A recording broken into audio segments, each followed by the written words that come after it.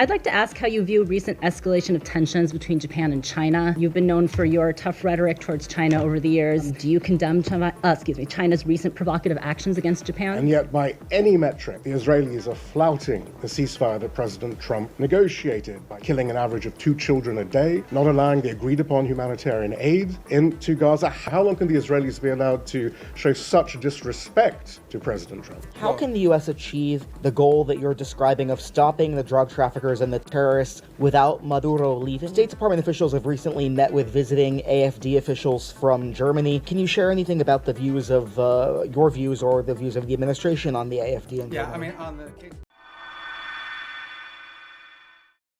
I want to start with Russia-Ukraine. You mentioned that easy stuff. Yeah. You mentioned your efforts. There are talks going on right now, starting today and this weekend in Miami. What are your expectations from those talks? And the president yesterday made it clear he expects Ukraine to basically step up before Russia walks away. If you wake up in Odessa, if you're Ukrainian this morning, seeing Russians are bombing, your city, or if you turn on TV and listen to Putin, what he says, why would the Ukrainians, ignore what the Russians are saying publicly and believe in what they're hearing? Yeah, look, there's a reason why this war hasn't ended, and that is because there's complex factors at play. I know that sounds like a throwaway line, but it's true. What we have tried to do in this entire process, and let's be clear about this. I mean, the United States is engaged in this. The president says this, and I'll translate what I think he's trying to say to you in all of this, and I think he's been pretty clear about it, is it's not our war. It's a war in another continent. We have equities, we have engagement in this war, but it's not our war per se. But we have been told by everybody, I think everybody would agree, that there's only one nation on earth, there's only one entity on earth that can actually talk to both sides and figure out whether there's a way to end this war peacefully. And that's the United States. And we've invested a lot of time, a lot of energy at the highest levels of our government. I believe President Trump has had more meetings with foreign leaders and others on the war in Ukraine than on any other subject, including trade. He's invested a lot of time. Steve and Jared have invested time. I've invested time. The Vice President, the Secretary of War, others, Secretary of Treasury, and more have invested a tremendous amount of time and energy in this. And what we're trying to figure out here is what can Ukraine live with and what can Russia live with, sort of identify what both sides' positions are and see if we can sort of drive them towards each other to some agreement. Wars end generally in one of two ways. Surrender by one side for another or a negotiated settlement. We don't see surrender anytime in the near future by either side, and so only a negotiated settlement gives us the opportunity to end this war. A negotiated settlement requires two things: both sides to get something out of it and both sides to give something. And we're trying to figure out what can Russia give and what do they expect to get, what can Ukraine give and what can Ukraine expect to get. In the end, the decision will be up to Ukraine and up to Russia. It will not be up to the United States. So that's the role we are trying to play in this. And that's why you see so many meetings going on. This is not about imposing a deal on anybody. It is about determining what both sides expect and need to have and what both sides are prepared to give in return for it, and figuring out whether we can have those two overlap. And of course, that takes a lot of time and a lot of hard work. It can't generally be done in the media or in press conferences. I think we've made progress, but we have ways to go. And obviously, the hardest issues are always the last issues. I'd like to ask how you view recent escalation of tensions between Japan and China. You've been known for your tough rhetoric towards China over the years. Do you condemn China's recent provocative actions against Japan? Yeah, no, I think I've been nice to China, in terms of the work we have to do with them. And I had another job. My job now is I represent the President of the United States and the United States in foreign diplomacy, and I think we've made good progress with the Chinese. The Japanese are a very close ally of the United States. I think these tensions are pre-existing. We understand that's one of the dynamics that has to be balanced in that region, and I believe that we feel very strongly that we can continue with our strong, firm partnership and alliance with Japan and do so in a way that continues to allow us to find productive ways to work together with the Chinese Communist Party and the Chinese government. Look, there'll be tensions, there's no doubt about it. I mean, at the end of the day, China is and it will continue to be a rich and powerful country and a factor in geopolitics. We have to have relations with them, we have to deal with them, we have to find the things we are able to work together on, and I think both sides are mature enough to recognize that there will be points of tension now and for the foreseeable future. Our job as part of responsible statecraft is to find opportunities to work together, because I think if there's a global challenge that China and the U.S. can work together on, I think we can solve it. And there'll be points of tension. We well recognize that, and our job is to balance these two things. I think both sides understand that. And I think we can do that without imperiling or in any way undermining our very firm commitment to our partners in the Indo-Pacific that includes not just Japan, but South Korea. And obviously, if you extend further out, I don't want to leave anybody out, but India and Australia and New Zealand and all the other countries. And we also have growing and burgeoning relationships with countries like Vietnam and even Cambodia that we really haven't had, very close contacts with historically.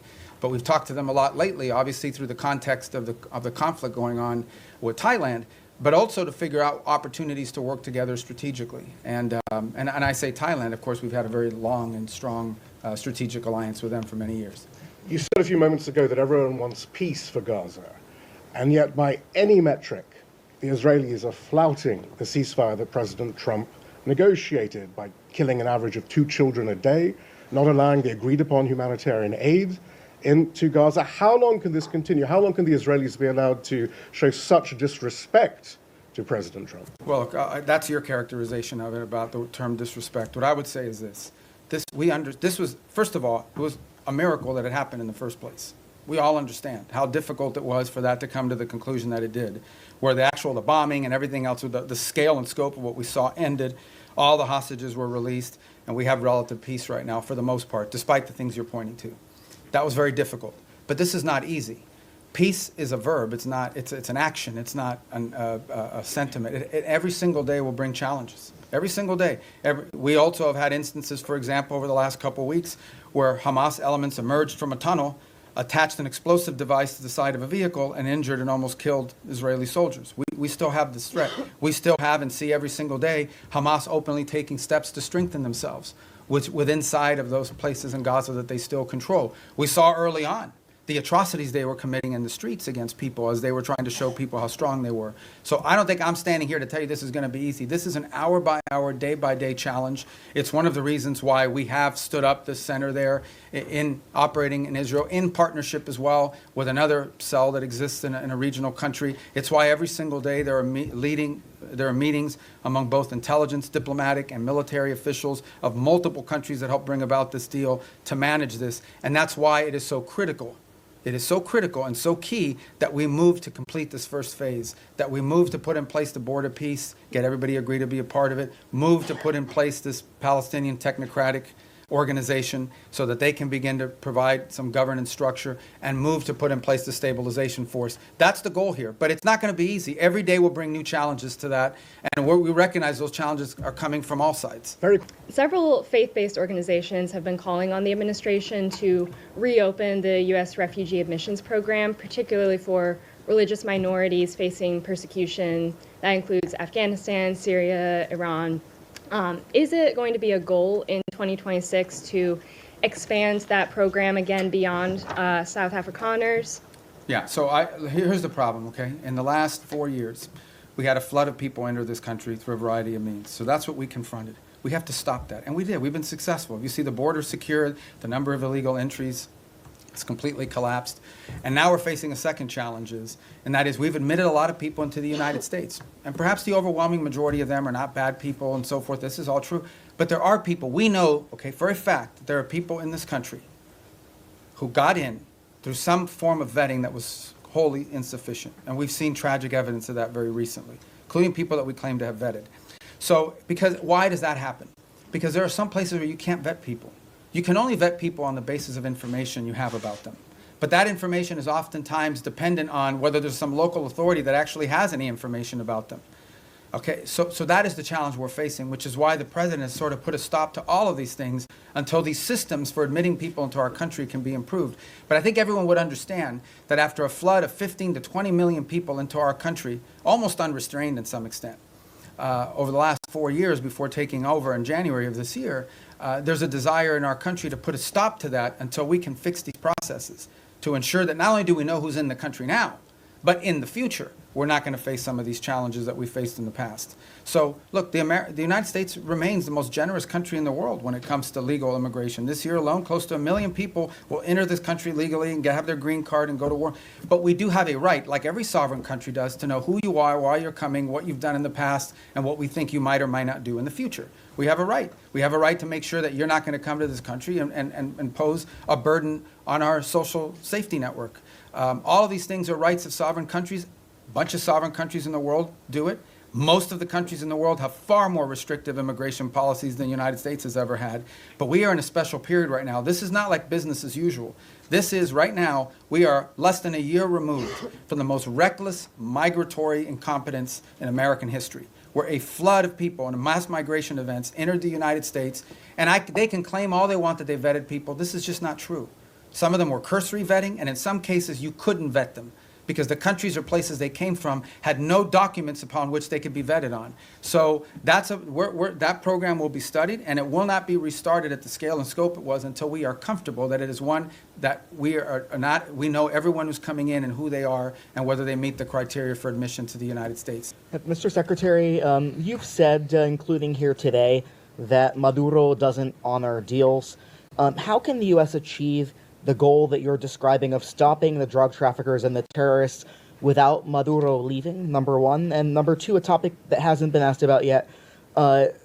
State Department officials have recently met with visiting AfD officials from Germany, and we're hearing from AfD members as well as analysts who see the national security strategy as an effort by the administration to endorse the AfD.